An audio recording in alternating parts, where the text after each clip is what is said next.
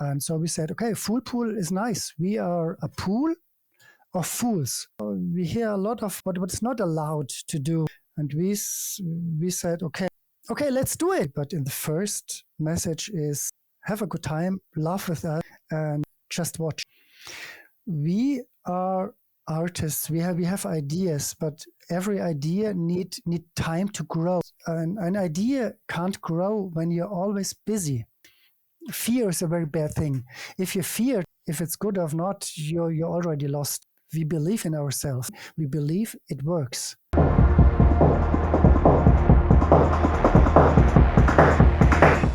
Really, thanks a lot for taking the time.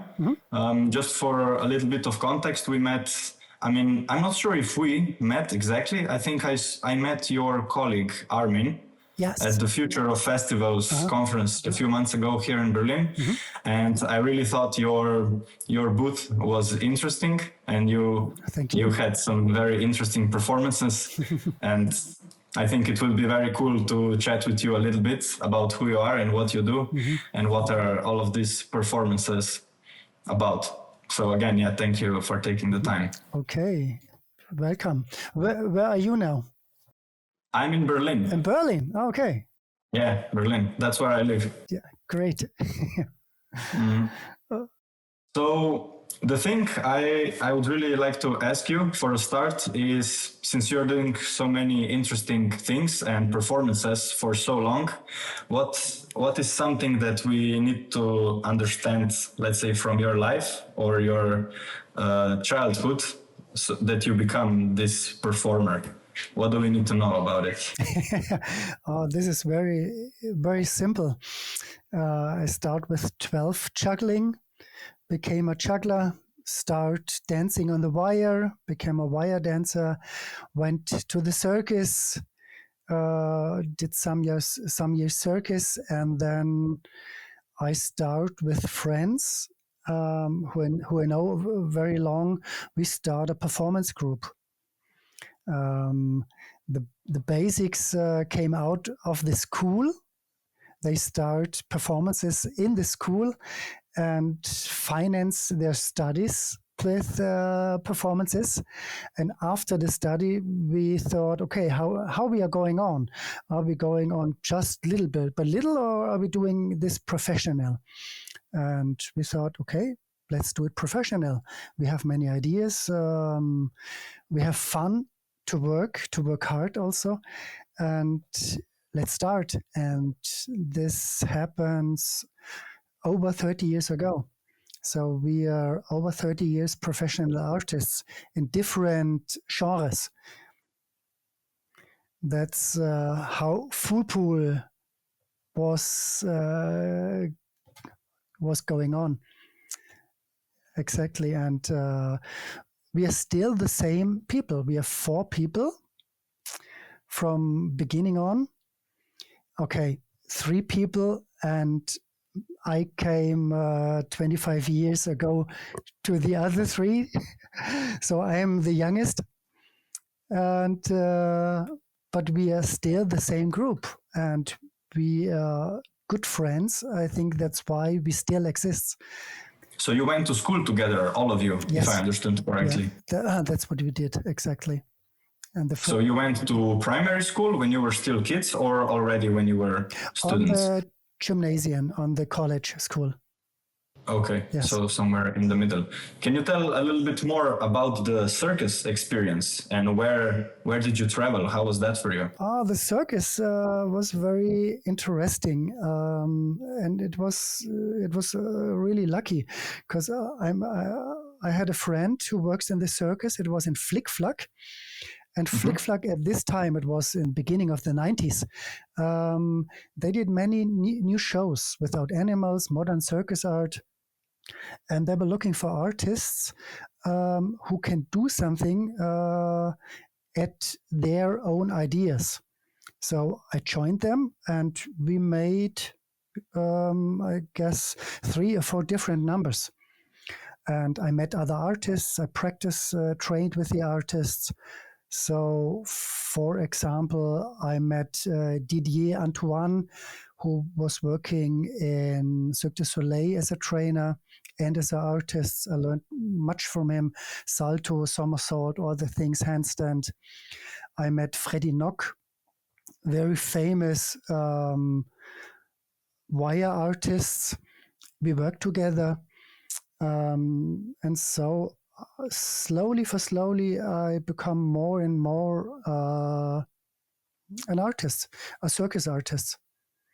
So I worked in Flick Flack, for example. I worked with the Nock family. I worked sometimes also Roncalli, was also very interesting.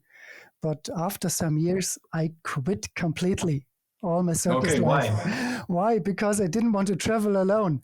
It's fantastic to work in the circus, but I had really good friends I want to work with, as Max, as Armin, as Clemens, as Marcus. Our group, there was a great friendship in Foolpool, and we said, okay, let's work together. So I stopped all the circus. I didn't have to travel alone. I had to travel alone. And it's good. And there's a really very important thing about Foolpool. We are very different characters. Really different.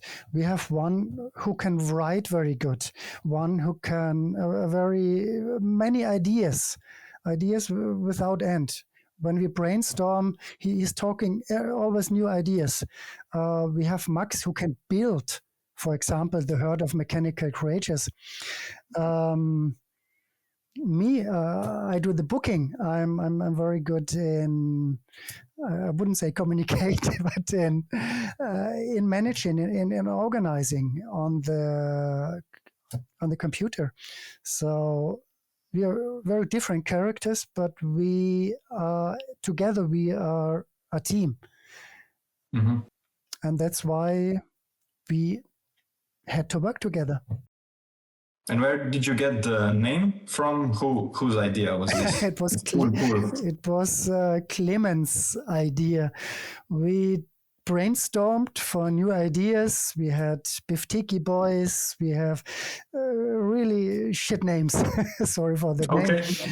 But it was in the middle of the 90s where we changed the name. Before, we had a Bavarian name, a German name, Begnackte Körper. Do you know? Okay, and what does that mean in English? Do you know the show of André Heller, Begnadete Körper? It means very nice bodies who can do nice things. And we change the name a little bit from Begnadet to Begnackt. And Begnackt means stupid. Okay. So we called ourselves kind of stupid bodies. It's a word game. And we traveled with this name many years, but it was its old style. So we need a new name. And in the middle of the 90s, English names were not very common. So now I think many companies has English names, many German companies. And so we said, okay, Foolpool is nice. We are a pool of fools. Fits, perfect match. Okay, let's do it. And then we start to go on with commercial things, not commercial things, how to do socializing, making new contacts, go on fairs, and to go outside of our little world, outside of Bavaria, outside of Germany, outside of Europe. And so step by step, getting better, getting more contacts. And now here we are. And what's like one funny story from your beginning? Let's say the first show that you did outside of your hometown, or let's say even the country.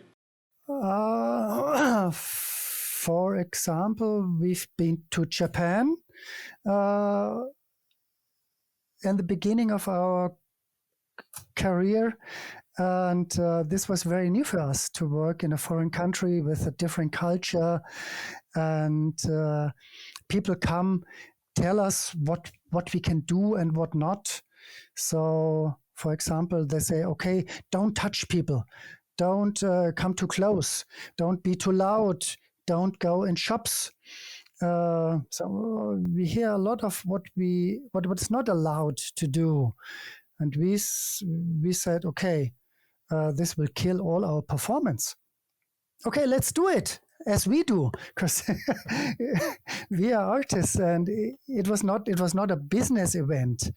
It was a real culture event. It was a festival, a big festival, Daidogai in Shizuoka, if you know this festival.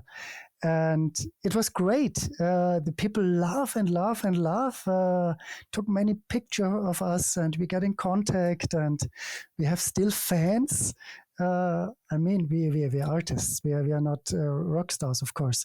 So it's very unusual to have real fans, but we have very nice fans, and we are still in contact with Japan. So that's one of the beginning stories. And every country is different. The only thing you need to know what is a no-go. So, for example, when we are working in the Far East, Asia, there's a no-go. Don't touch heads, for example.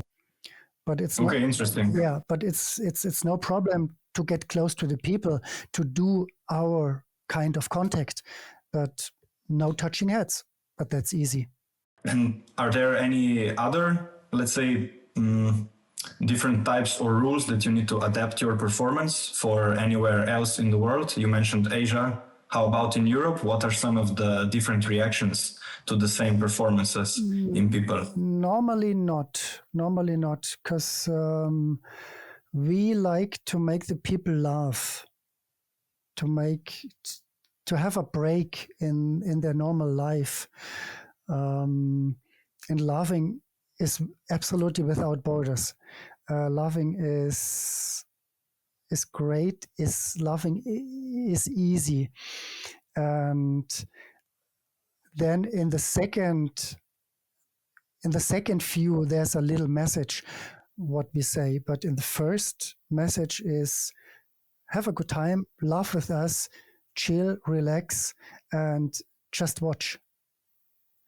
Sometimes it must be easy. Of course, there's a difference in the acts.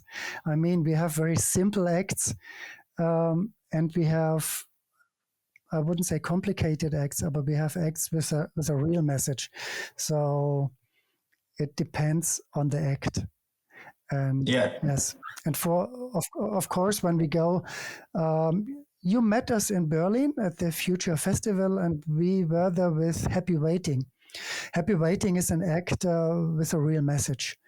And when the people go to Happy Waiting, they call a phone number and they get in a hotline, and the hotline needs the language of the country, of course. So we have it in English and French, but we can make it in every country language.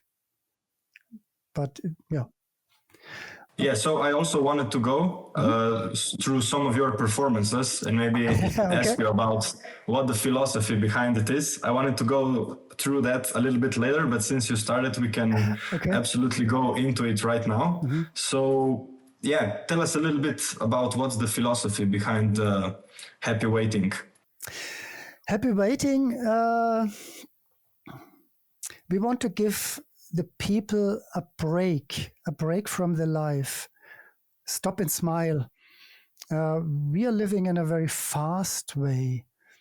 Waiting is a bad thing. People wait everywhere. They're waiting at a bus stop. They're waiting to buy tickets. They're waiting for the entrance. But the people don't want to wait. But waiting is also a gift. We are artists. We have ideas, but every idea need time to grow. But an idea can't grow when you're always busy. Some big companies know when they're employed always working, always sitting. They need a stopping time. They need a brainstorming time. They need a creative time. We call it kiss the muse. Do you know this word, kiss the muse? I heard a little bit about this muses term and how you can be creative and that you need to. You need to give the chance to be kissed, and this can only be when you're stopping, when you have a stop. And that's what we do at Happy Waiting. We have a place where we have a bus stop. The people go there, where they dial a number, a real telephone number. They get into a hotline menu with the philosophy and ideas and topics about waiting. And you can talk to your own waiting consultant. So there's also a real person behind, and you talk with them about whatever you want. And after you sit on a bench, you sit on a chair, you write a postcard to yourself, and we deliver the postcard after 3, 6, or 12 months. So you wait also to get the postcards. And it's a stop in our busy time. It's a relaxing zone. It's a chill out zone. That's why we created Happy Waiting. And how do you balance this then, let's say, in your life, the part when you need to be still and do nothing and let your creativity come in, and the part when you need to be, busy making calls, doing schedules? How is this for you in your real life? In my life, I have 2 things to do it. I do sport. I go jogging, I go biking, I do paddling, stand-up paddling, and that's my off time. And I do Alexander technique. Alexander technique, do you know this? Have you ever heard of it? No. Okay. Alexander technique. Alexander technique. It came from England, and it's a technique to stop yourself and to go away from all behaviors what is not good for you. In Germany, for example, it's a part of acting and musician studies. For example, when you are studying violin and you practice 10, 12, 15 hours a day, your body will hurt. And with Alexander technique, you know your body as well, that you can fix yourself. So it's what, like a resting technique, or it's a kind, is it more physically focused? It's a kind of resting technique. The first sentence you do is stop what you do and think about it. That's the first thing, because normally we're doing things too fast or in a wrong way. When we sit down, when we stand up, and it's not Alexander technique don't tell you how to do it, but it tell you it tell you to do to leave the wrong things away. And when you leave the wrong things away, you do the good things. It's not a philosophy. It's a day balance. So also when I talk to somebody, I try to stop first, to think about, and stop and smile. That's the philosophy I found for myself. Or smile and wave. Yes. Do you also do some meditation? Because this comes really hand in hand, I believe. No, I don't. No. This is maybe then the next step, the art of doing completely nothing. I think there are many, I know many people who do this, but I think I have my adrenaline kick when I do my sport. That's enough. That's my kind of meditation. Yeah. And what about the gentleman act? What's the story there? Because from what I saw, it's gentlemen who are quiet. Can you tell a little bit more about them? The gentleman is also one of our first new acts when we found the new company. we are playing no talking man. We are playing real man. It's a parody. What are men? Our men are strong. Men have many muscles. Men don't talk much. Men don't smile. Men don't cry. And we make a parody out of all. We don't talk, and normally we don't act much. We move very slow, and the people come with an idea to us. For example, a man come and say, "Wow, you are really big. I want to also be very big." And I show him a small card, and on the card there's my face with a bodybuilder body. And then I gave him some pills, and he need to eat the pills to become strong. It's comedy, of course, always. Or a woman come and said, "Oh, you're so nice," and I take a rose in my mouth, and I dance with her, without words, just a very slow dancing. So we are doing almost nothing, very very small bits of acting, and this is very funny. And it took a time to get to know what we do with a gentleman. And the best thing is to do nothing first, to wait, to look what is the public thinking, and then we act.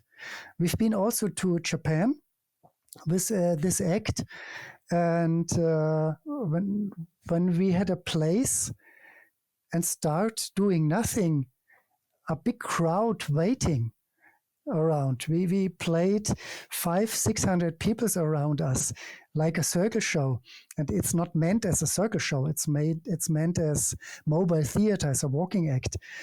So we go from one place to another and play small bits. But in Japan, we made a kind of circus show, just of doing nothing and improvisation, and it was really funny, really funny.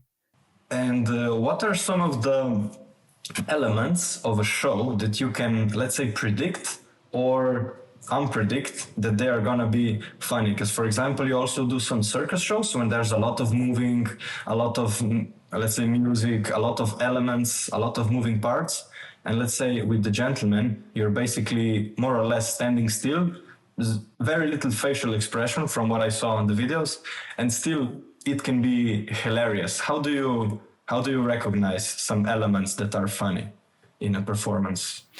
I think it's a mixture between thinking, writing, thinking what you do, and improvisation. And we did so many shows now, over 30 years experience, that we have a big base of what is allowed, what works and what does not work. And the main thing, you don't have to be fear is a very bad thing. If you feared, if it's good or not, you're already lost. We believe in ourselves. We believe when we, for example, gentlemen, when we do nothing, we believe it works. And in our other shows, for example, the circus show, it's a mixture between technique, juggling technique, artistic technique, what works combined with funny jokes. And this is also a great base of jokes, a great base of improvisation, and find out what goes and what doesn't work. So it's more a trial and error process. You're trying different things and then you see what works, what doesn't. Mm-hmm.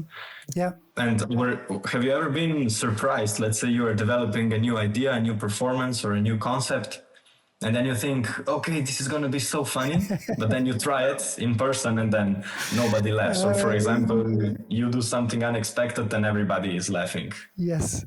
For example, we create a new show 10 years ago called The Service Superheroes.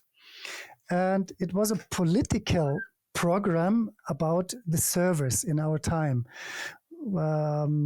because we are living in a kind of service desert. You know what it means? Service desert. Your phone doesn't work. You call your provider, Telecom, O2, whatever, and you get lost in a hotline. Press the 1 for this, press the 2 for this, press the 3 for that, and you're waiting. In a bad way.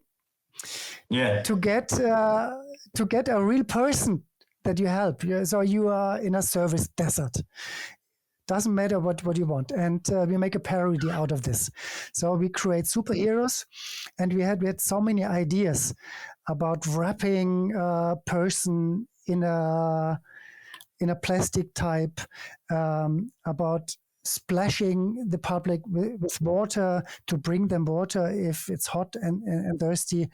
And this program we developed in rehearsal studio, and then we go out for the first time, had premiere, and half of our jokes didn't work. But this was also funny.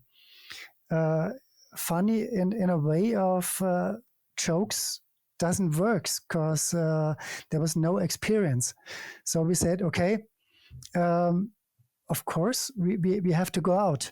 So we found a lot of jobs where we can try out, and after 30 shows we get a balance between what we can do and what we can't do.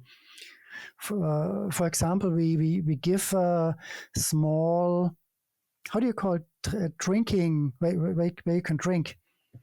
Yeah, glass or a can. Glass, plastic glasses. We give out to the public. Okay. And to bring them water to drink. It was very hot. But we didn't fill it with in the normal way. We fill it like smashing water around. The people laugh, but the circle break completely. Of course, nobody want to get wet, even it was still hot. And when you break a circle, it's very hard to get the circle back. So we had to find a way how to smash the people with water and not to break the circle.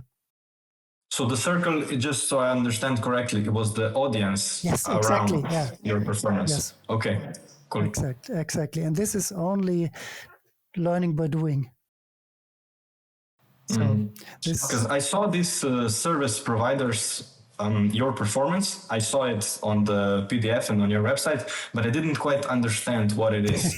So yeah, thanks for explaining, because I also sometimes get lost in the hotline. Yes. Of press 1, press 2, of calling, these institutions. Exactly. Yes, and so every program has a different character, like the Gentleman, Man's Parody, like the Quasler, the alien tourists coming out of space, the Caveman. Very funny, one of my funniest acts, because you can do almost everything. We are stopped. With the Caveman, we are only stopped by Corona. Before Corona, we can do really jokes who going over the border sometimes. So but now after Corona, the people you need to get more aware of what is allowed and what not. Okay, so you had like a real effect. Exactly. Yes. Not actually in just performing or not, but actually in how people react. Yes, how people react and how close you come to the people. So with the Caveman, sometimes they take somebody, man or women, over the shoulder and run and shout, yeah! Directly after Corona, we couldn't take somebody because the people were afraid of the I don't know how to explain. We couldn't come so near to the people. Yeah, about getting infected. And touching was not allowed, for example. So this was a complete new situation for the cavemen who work very close, who hug, for example, from both sides. Two cavemen came left and right and give a big hug, for example. And before Corona, the people love it to be hugged. It's a kind of love act to hug somebody in a friendly way, of course. And after Corona, it was not possible to hug somebody. So now we are coming closer and closer.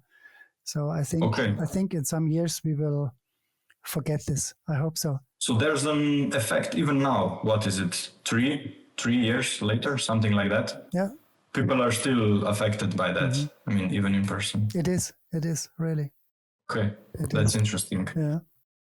And on a little bit more philosophical way, why do you think something is funny to us? Why do we laugh? Let's say the gentlemen, they are standing still and we are laughing. Why do we find this funny? Okay, this is I hope that you don't ask me this. This is a very there's no right or wrong answer. It's just what you think. I think you laugh when something unexpected happens. And we, in the comedians, or also we are not comedians, we work with unexpected things. So when you see the gentleman, you see a guy who don't laugh, who's very, very serious. And you don't expect that he's dancing with you. You don't expect he goes a little way with you. He take care of you. You don't expect that he don't laugh. Many people want to bring us to laugh. They're standing in front of and making jokes or making gestures, but we don't laugh normally in 99.9%. You're also human, so... Yeah, of course. If a band is playing, the gentlemen come and just stand still and go a little bit, move a little bit. So in every comedy situation, we do unexpected things, and that's funny.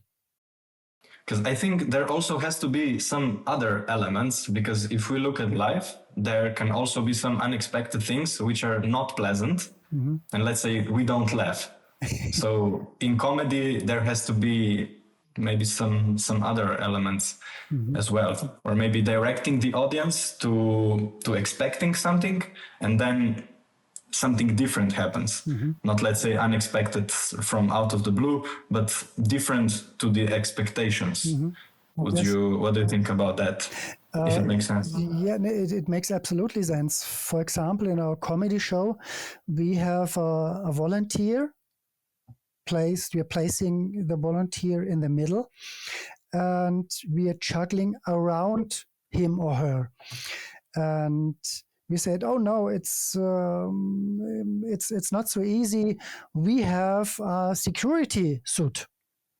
So we bring out the security suit, a helmet, and everybody is thinking, of course, this is for the volunteer. We are explaining that. And what we are doing, we putting this on, for example, and the people laugh about it because they didn't expect. Of course, they expect it's for the volunteer. Or then we have clubs. We said, oh no, it's not dangerous enough. Then we're taking out juggling knives. They didn't expect. So you juggle with knives? We juggle with knives also, yes. So we said, oh, it's very dangerous, and street juggling performances jokes. And has there ever been a moment where a performance didn't go as planned? Were there ever some accidents where you need to interfere? No accidents, and no. Normally not. Sometimes the volunteers don't want to come to the stage, but that's normal. You start looking for volunteers from the beginning of the show, sometimes before the show. That's no problem. And this is also a kind of competence you need as a performer. So who you like, who you need and who you don't need. So, and there's one thing I have to tell you with the superheroes. Yeah, please. Yes, we have a special service when we perform. It's a act, kind of slapstick act. The volunteer sits on it, and he become a new kind of hair. And we have foam. He becomes foam in the hair, and a shirt, skin in front of him, and we put a peruke, a new hair over him. It's a kind of little magic show. So when we are ready with him, it took 2 or 3 minutes. He has new hair. He's looking very great. And there was a man in the public. He was really perfect. He was laughing at the other jokes right from the beginning. So we took him for this part as a volunteer. But what we didn't know, he had a hair transplantation before. You couldn't know that. So when we start with the foam and touching his head, he become absolutely panic. So we couldn't go on. And this part is made with music. So we had to stop. We had to leave him. We had to look for a new volunteer. And this crashed the show a little bit. But of course, we have enough experience to manage it. But I was, oh no, he had a hair transplantation. How could you know that? You had 300. So that's how you managed it stage. We managed it, but it was not easy because he was afraid. He was afraid. And normally our volunteers are people, we never laugh about them. They are our heroes. This is very important. There are many comedians who make jokes about his public, about his volunteers. That's not our style. So when we have volunteers, they are involved. They have a good time on the stage with us. And when they leave the stage, they become a big applause. They are heroes. They're not the one we are laughing about. We are laughing with them. That's important. But when a man is afraid about his hair, and he's really afraid, this is hard to laugh and to make jokes. So you need to be serious and really say, okay, I'm sorry, we didn't know that in our characters, and go on with the show. Yes. Yeah, it's good to be careful because when you mentioned in stand-up comedy, that I see all the time when I'm there in person, let's say, or I watch some videos online, the performer is a lot of the times joking with the audience in the front row, but of course it's satiric, but it's more in a bad way. They're trying to, let's say, expose their bad way. Oh, look how your hair is, and then make a joke about that. So that's different with you. Exactly. This is not our style. This is not our philosophy. And that's why in our genre, the people like us. Yeah. We had one time, we played a show 9 times, 9 years. Every year, the same event, we played the same show. After the 3rd or 4th time, we said, hey, let's do another thing. No, I want to have this show. Please, I like it. And after the 9th year, there were so many people in the public who saw our show for so many years. They talk with us. So we have text. This is always the same, and we have improvised text. But the text, what is the same, they shout inside. So it was funny. We start to say something and people finished the sentences. I think it's when a musician is on the stage and the people are singing the text. It was the same with us. But after the 9 years, we said, okay, we have to stop. I'm sorry. It was funny, but the next time it won't be funny anymore. So you changed it a little bit, even if the promoters want the same show. Sometimes we can change, sometimes we're not. But on this special place, we said next year you have to look for another show group. We don't come anymore. It's enough. We had a great time, but please, there are time to move forward. Yes, and there are many other artists, and of course, we have so many nice colleagues with very good shows, and we are not concurrents. What is concurrence in English? Competition. Competition, yeah. There's so many different kind of events, and it need to fit on the festival. It need to fit on the events, and we have colleagues I recommend when I've been to a festival and I think, oh, this would be perfect for him and him. I recognize, of course, we are working together. We are talking about our jobs. So we are not in a competition. So you're in a pretty healthy environment, would you say? Yes.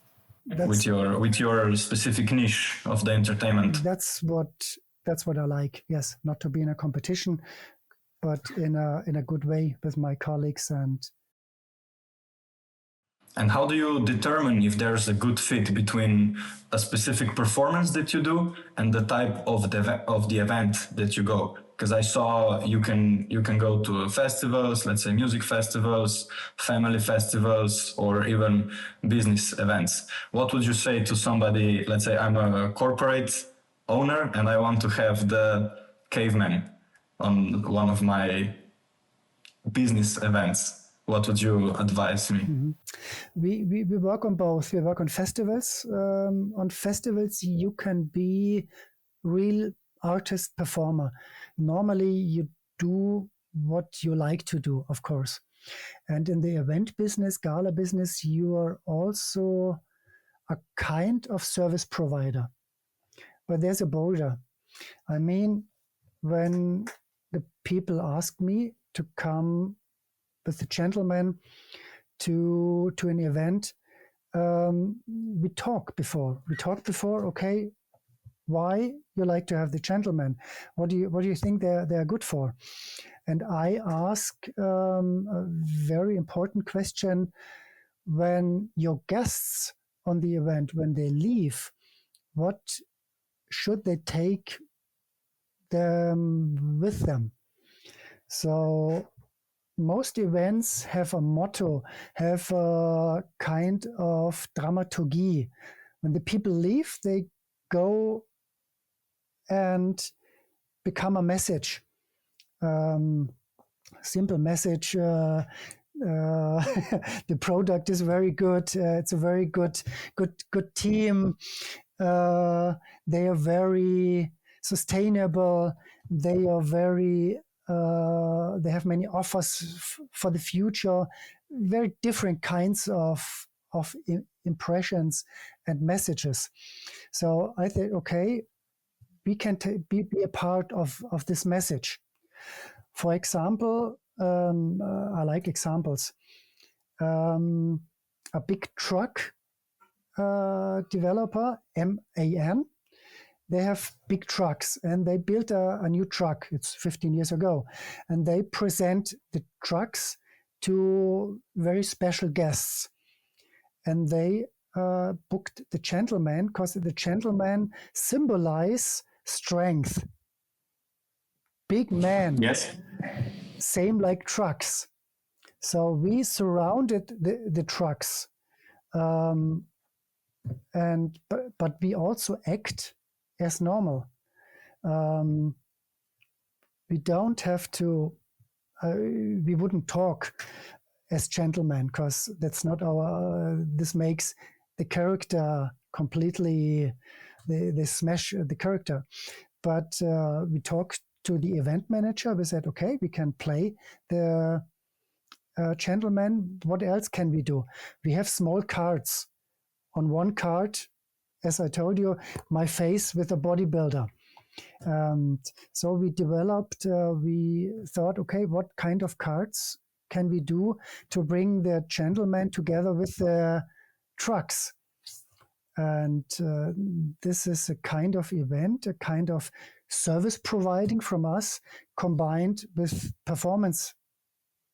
And it's no problem for us because I don't know how to tell in English. Wir müssen uns nicht verbiegen. I don't have to be. It's so stiff. You have to adapt to the concept. Yes. Sometimes the people want, okay, we like to book the gentleman, and you can give out giveaways for this. And we say, no, the gentleman can't give away. So I can take a giveaway, for example, gummy beers. But I can give them, but in our way. When there's a nice woman, I kiss the gummy bears and I give it. I flirt with her, of course, but in a very, very slow way. So if you want me to give 100 of giveaways to the public, I said, no, sorry, it's not possible.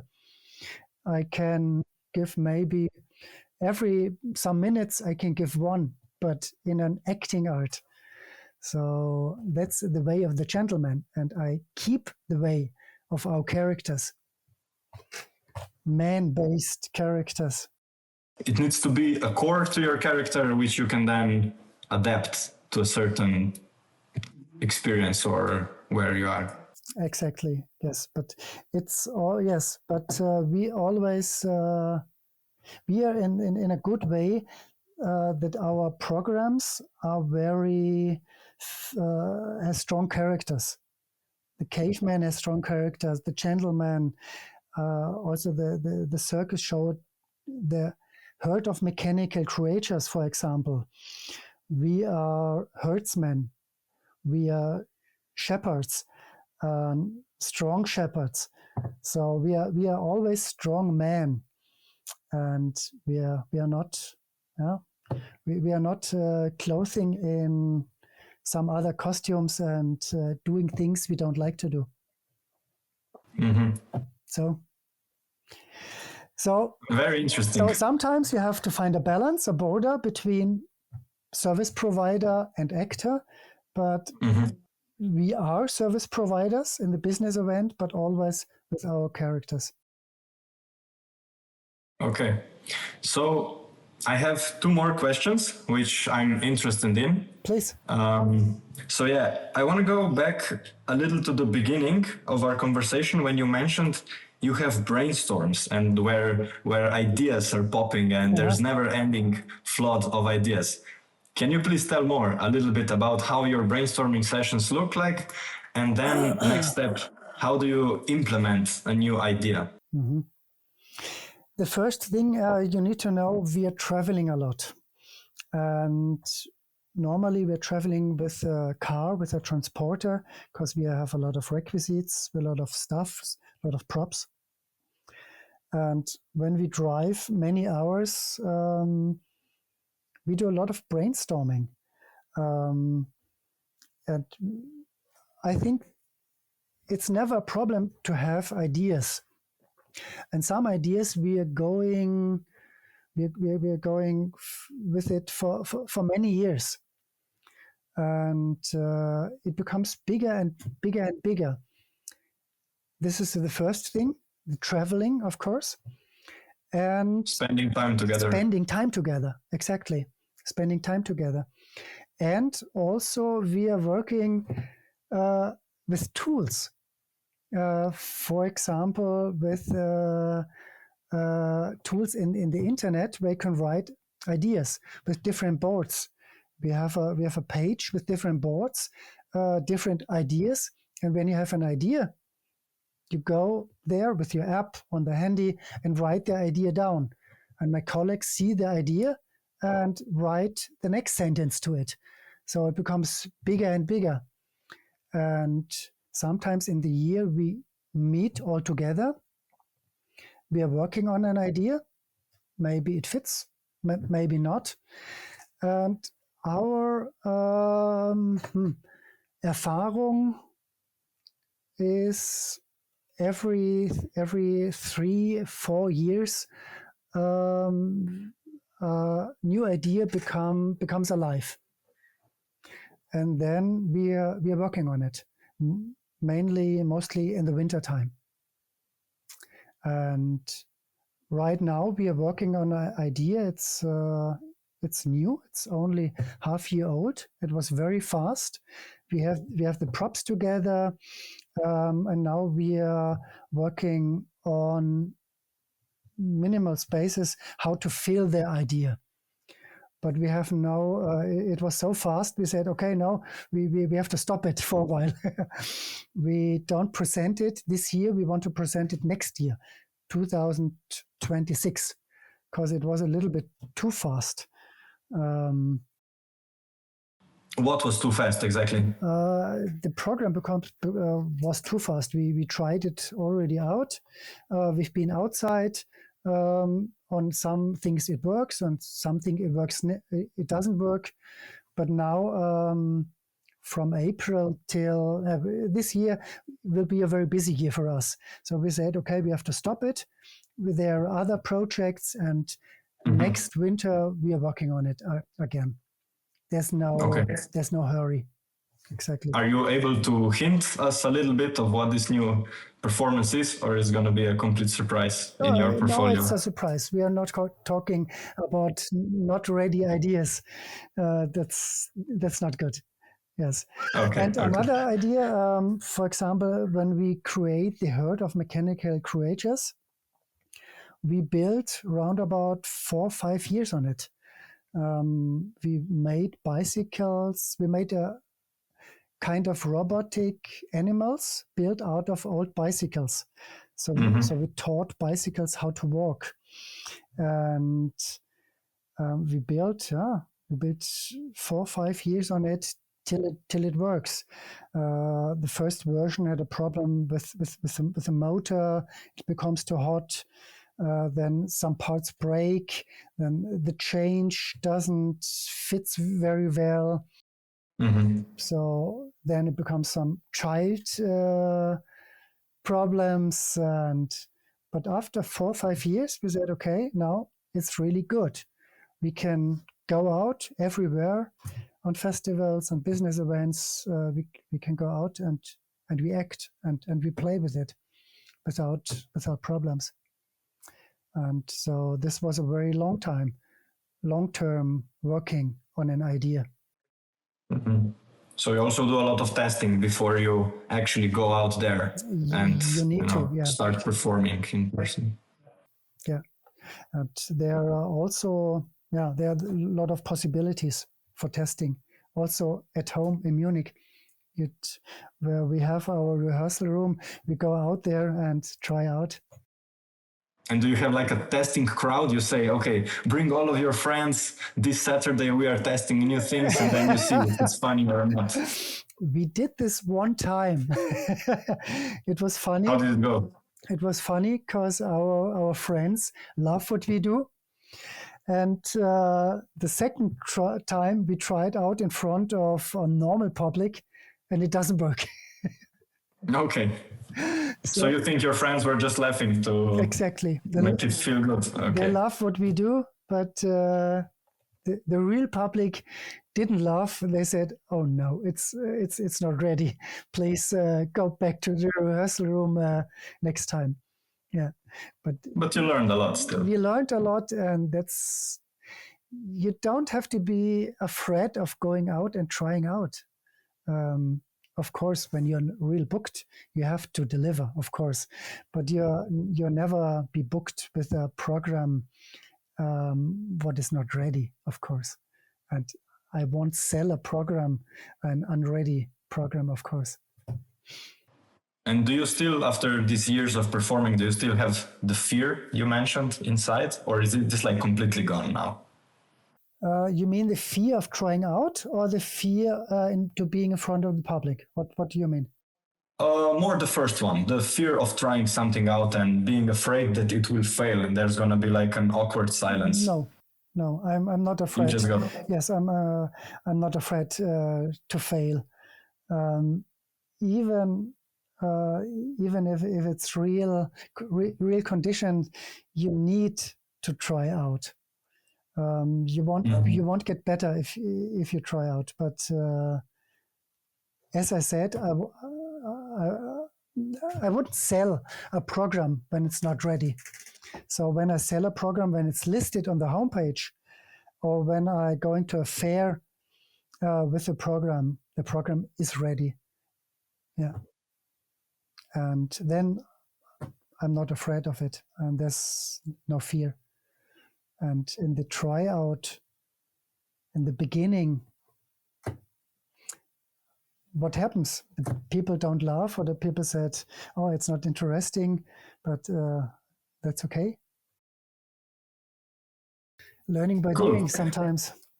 Yeah, exactly. So this leads, I think, nicely into my last question. And this would be, during these 25 years of performing, or even more, what's the best lesson you learned about yourself as a person? I think the best lesson is to take yourself not so seriously. And that's real. It's so good to give a small message to the public, but we are a big team. Don't take so seriously yourself. You're not in the middle of the earth. You're not the important person. So I'm part of many projects. I'm part of my program. I'm part of Foolpool. I'm part of the society, and even if I have to give a small message, if I can make some people's laugh, that's great. And during this I want to tell you, during the Corona time, we built a new format. We go out, for example, on very big houses. The people watched a show from their flat or from the balcony, for example. And after they go out with mask, separated from us, but we played shows. We go to the people. That's what we did in Munich.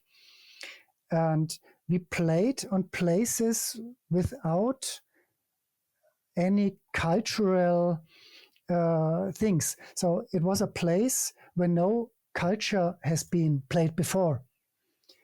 For example, really big houses. And we became a new public there. So, for example, old people who can't go out anymore to the theater, or young people 13, 14, 15, who would never go to a festival, but they come to us because we go to them. And they were very rude in the beginning with us. We came with our trailer, start with the performance, and the 15 years old people, they shout and were very rude. But as long as we played, they were more and more interested. And after they said, "Wow, this was great. I never thought old people can do that." So you were performing on the street and people were watching from the balconies and from windows? Yes, exactly. During Corona. Yes. And yes, during Corona. And directly after Corona, we did the same in front of the houses. So the people came out. We played a circus show. We took a chow color, make a ring, and a family can go in the ring. Then 2 meters away, the next ring, the next family. And that's how we start directly in Corona, making shows for the public, for the people. And in this time, there were nothing. The theaters were closed, the cinemas were closed, and the people loved it to go out in a way what they can do, and looking our shows, of course, with masks and with distance, everything. So we played in front of sometimes 50, sometimes 100, sometimes 200 people, and we became a new public, not the event public, not the cultural public who go to the theater, the normal people from the street, foreigners, Munich, everywhere, and we make them laugh, we give them hope, and we bring them together. And this was a great experience while Corona. So, yeah, that's what I think it's a good message. I think it's a good message and a good story. Yeah, thank you. So, yeah, Piko, thanks a lot. Where can people find you? Where can people book you? Where can they speak to you? They can find us in the internet, of course, at our homepage. I will put up links below. Oh, yes. Thank you. Thank you. And they can find us in festivals. They can find us on the street. For example, as you find me on a fair, normally there are 3 big fairs for artists in Germany: the cultural fair in Freiburg, the event fair, Best of Events in Dortmund, and the Future Festival fair in Berlin. And sometimes, not every year, we are there with a booth, talking to the people, networking, making new contacts.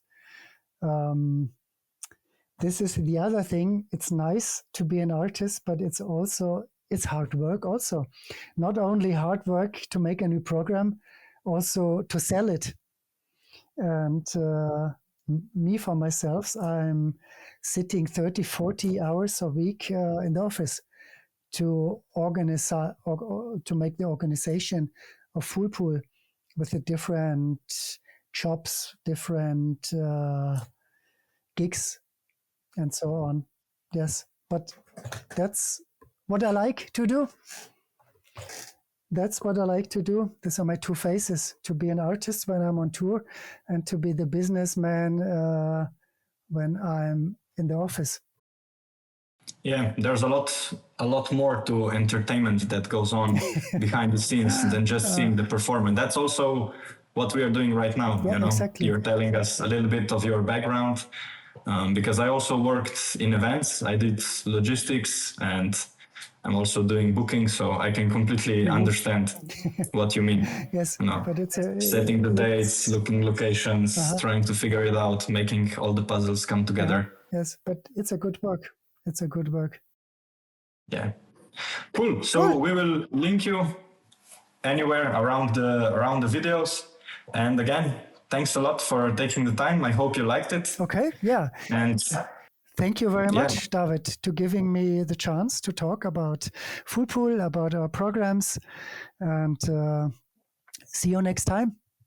Absolutely. Okay. Yeah. It's been a pleasure. Okay. Thank you.